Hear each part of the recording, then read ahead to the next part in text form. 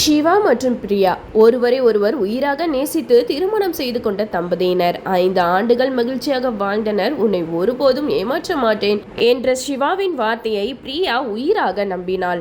காலம் செல்ல செல்ல சிவா நடத்தை மாறத் தொடங்கியது. வீட்டிற்கு தாமதமாக வருவது, கைபேசியை எப்போதும் மறைத்து வைத்திருப்பது, காரணமில்லாமல் கோவப்படுவது என பல மாற்றங்கள் தெரிந்து பிரியா கேட்டார். வேலை பளு அதிகம் என்று கூறி பிரியாவை சமாளித்து விடுவான். ஒரு நாள் சிவாவின் கைபேசியில் வந்த ஒரு செய்தி பிரியாவின் கண்களில் பட்டது. அதில் வேறொரு பெண்ணுடன் அவன் நெருக்கமாக பழகி வந்தது தெரிய வந்தது. அந்த நொடியில் அவளின் உலகமே சிதறி போனது. கண்களில் கண்ணீர் வழிந்தது. தன்னுடைய அன்பையும் நம்பிக்கையையும் மதிக்காமல் கணவன் செய்த துரோகம் அவளது மனதை நொறுக்கிவிட்டது. மறுநாள் காலையில் சிவா வழக்கத்தை விட மிகவும் சீக்கிரமாக எழுந்து வேலைக்கு செல்ல தயாரானான். அதை கவனித்த பிரியாவுக்கு சந்தேகம் மேலும் அதிகமானது. என்னங்க, எப்போதும் இவ்வளவு சீக்கிரம் ஆஃபீஸுக்கு கிளம்ப மாட்டீங்களே, இன்று என்ன அவ்வளவு அவசரம் என்று மெதுவாக கேட்டாள். உடனே சிவா, இல்லை பிரியா, ஆஃபீஸில் கொஞ்சம் முக்கியமான வேலை இருக்கு, அதனால தான் சீக்கிரமா போறேன், நீ எதையும் யோசிக்காத என்று இயல்பாக பேசிவிட்டு வீட்டை விட்டு வெளியேறினான். ஆனால் அவன் சொன்ன வார்த்தைகளில் பிரியாவுக்கு நம்பிக்கை வரவில்லை.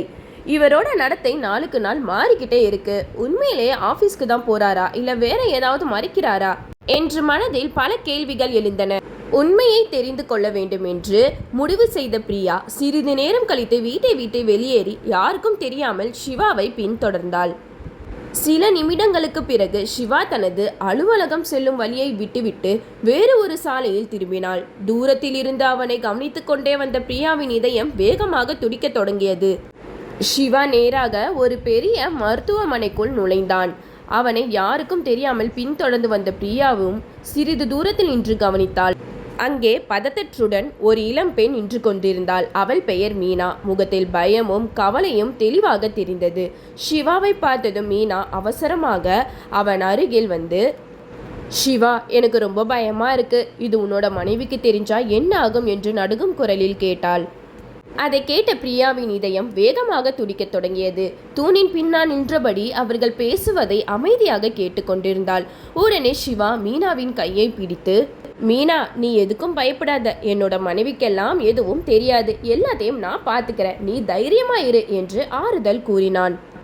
அந்த காட்சியை பார்த்த பிரியாவுக்கு உலகமே இருண்டது போல இருந்தது. கணவன் வேறொரு பெண்ணிடம் இவ்வளவு அக்கறையுடன் பேசுவதை பார்த்தவளால் எதையும் புரிந்து கொள்ள முடியவில்லை.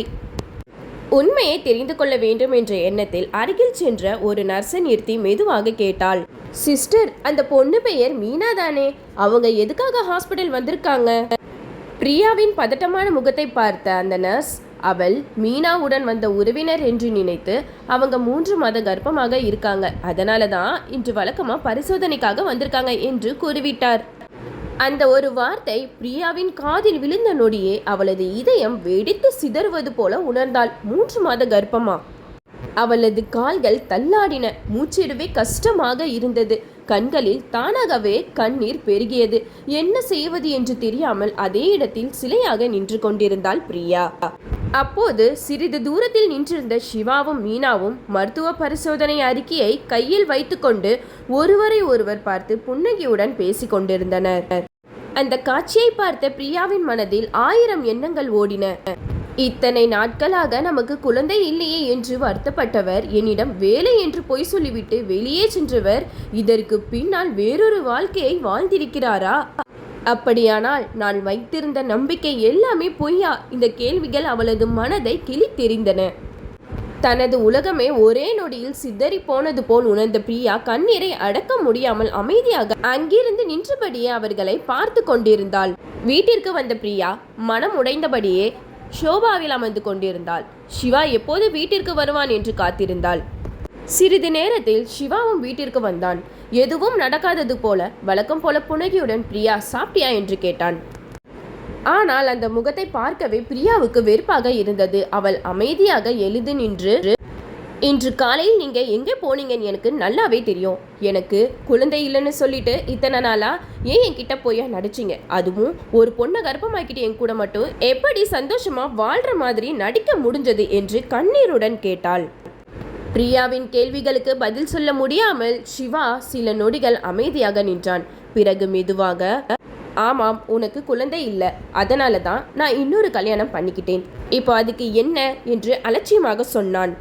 அந்த வார்த்தைகள் பிரியாவின் இதயத்தை கத்தியால் குத்தியது போல இருந்தது. கண்ணீரை துடைத்து கொண்டு அவள் சொன்னாள், உன் மேல நான் வைத்திருந்த நம்பிக்கையை நீயே உடைச்சிட்ட. உண்மையை நேராக சொல்லியிருந்தால் கூட நான் இவ்வளவு வேதனைப்பட்டிருக்க மாட்டேன். ஆனால் அன்பு காட்டுற மாதிரி நடிச்சு என்னை ஏமாத்திட்ட. இனிமேல் உன் கூட என்னால் ஒரு நிமிஷம் கூட வாழ முடியாது.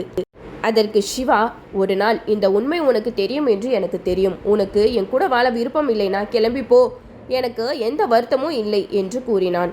அந்த நொடியை பிரியா தனது முடிவை எடுத்தாள். என்ன சிவா, உன்னை விட்டா எனக்கு வாழ்க்கையே இல்லைன்னு நினச்சிட்டியா? என் வாழ்க்கை உன்னை மட்டும் நம்பி நிற்காது. என்னால் தன்னம்பிக்கையோட வாழ முடியும். இன்று நீ எனக்கு செய்த துரோகத்துக்கான பலனை ஒரு நாள் நீயே அனுபவிப்ப. அந்த நாளில் நம்பிக்கையை இழந்ததன் வலி என்ன என்று உனக்கு புரியும் என்று உறுதியாக கூறினாள். அதன் பிறகு தனது கண்ணீரை துடைத்து கொண்டு சுயமரியாதையை காப்பாற்றும் உறுதியுடன் அந்த வீட்டை விட்டு வெளியேறினாள்.